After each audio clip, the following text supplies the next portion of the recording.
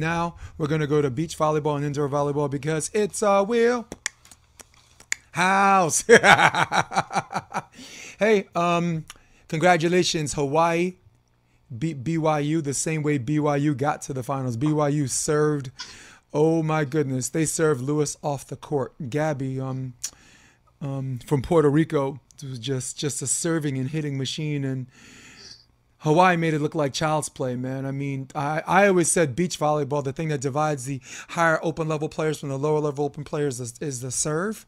And for indoor, the thing that divides AA from open are the middles. But you got served to space like that. I haven't seen anything like that since that dude from Ohio State, when Ohio State was like repeat champions, that dude from France, and the outside hitter, man. So congratulations to Hawaii. I don't know if there's an asterisk by their season, because I know there were a lot of game cancellations. But at the end of the day, all of the best teams that deserved to be in the playoffs went. Lewis was my dark horse pick, but I mean, separating the men from the boys, I give you the semifinals and finals. So congratulations to Hawaii. So now I want to talk about beach volleyball. I know you didn't get to watch a whole lot of it. I know you peeked at the finals and the semifinals and this and that.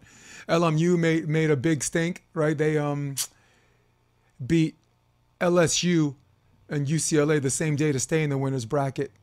USC knocked them out of the winner's bracket. UCLA climbed out of the loser's bracket to face USC, and USC sooner or later, talent took over, as well as good coaching. Congratulations to Dane Blanton.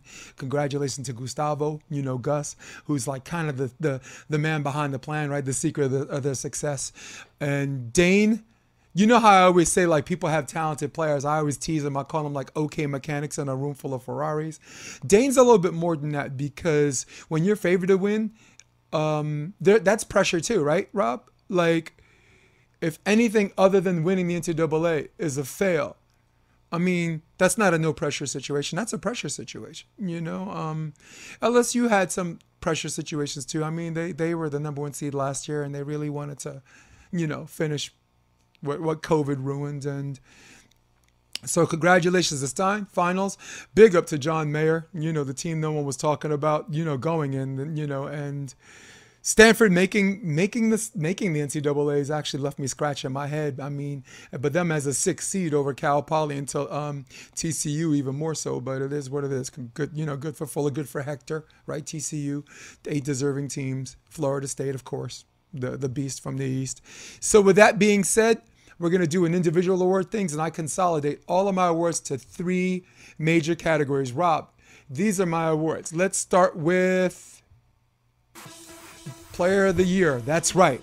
Player of the Year, that is Tina Gradina. Okay, she is the Latvian. And look at her, accept this sacrifice, oh ball of darkness, as she serves cross court. You heard of Eddie Guerrero, the Guerrero brothers, saying we lie, we cheat, we steal. Nope, she digs, she blocks, she kills.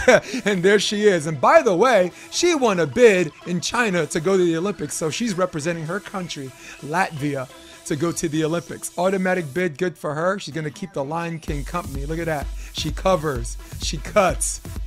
She leaves the net. She comes back to the net. No problem. Got a block. Good night.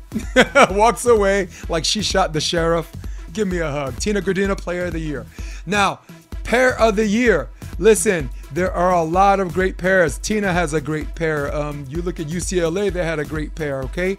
Now, you're always looking for the perfect set. You're always looking for the perfect serve. You're always looking for the perfect swing. Great transition play. But God made only one thing perfect in college beach volleyball, and that's these 2 girls' win-loss record. They are 35-0. Yes, ladies and gentlemen, they did not lose a match. They lost 4 total sets in that 35-0 record. So, good pairs, but Pair of the Year, there shouldn't even be a debate about this. That is Kristen Nuss, that is Taryn Clough. And Coach of the Year, John the Mayor. When he started that program, he used indoor players. They were 6-13 their first year, 22-14 their second year, 21-9. Eventually won the WCC champions in 2019. Repeat championship this year in 2021.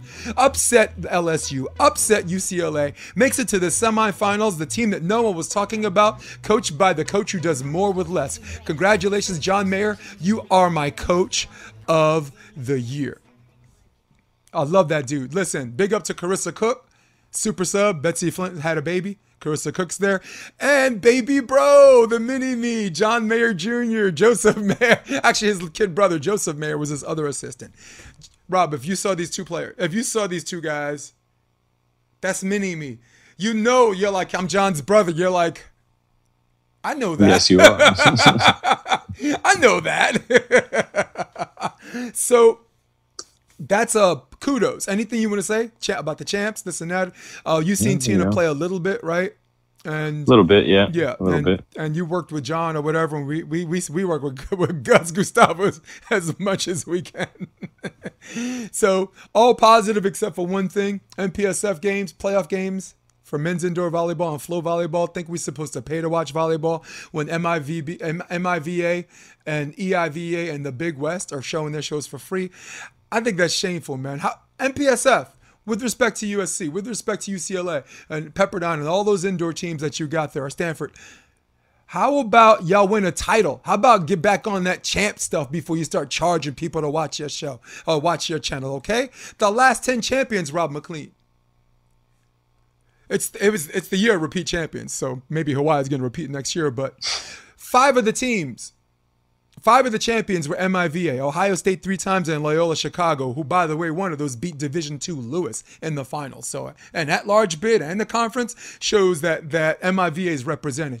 Big West, UC Irvine twice. Long Beach State repeat champs, and now Big West Hawaii, who finally won one. They were in the finals and they were in the semifinals a couple of years ago, so they've always been in the championship picture. One year they got ripped off, in the at-large bids, like Irvine got in instead of them, and Jason Olive, if you out there, I know you blaming Harvard for that, but that ain't their fault. They won the EIVA, they beat Penn State, so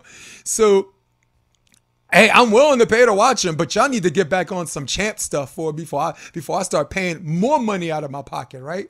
I mean, the UFC was bad enough, right? MMA, they want you to pay for DAZN. They want you to pay for ESPN Plus. They want Fox Sports. I actually paid for the extra channel on that. I ain't giving people more of my money till y'all show me some champ stuff. Show me some champ stuff. What you think? That's the truth, man. I mean, yeah.